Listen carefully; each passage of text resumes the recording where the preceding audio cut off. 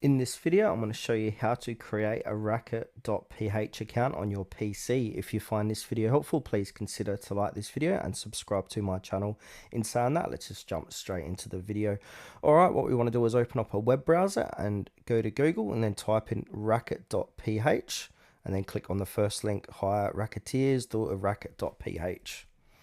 Alright, so once you've clicked on the link, we want to look up the top here and different tabs where it says login join. Go ahead and click onto login and join, and from here it will say no account. Click on sign up, and then we've got a few different options.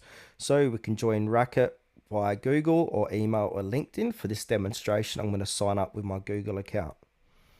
Alright, from here I'm going to choose Tutorial Wiz, and this is essentially going to sign me up and log me in at the same time. Alright, so once I've done that, it will say turn on notifications. I'm just going to skip this part. If I click onto my account, it will say my Raket and /tutorials 27, and you can see this is how to successfully create your Raket account on your PC.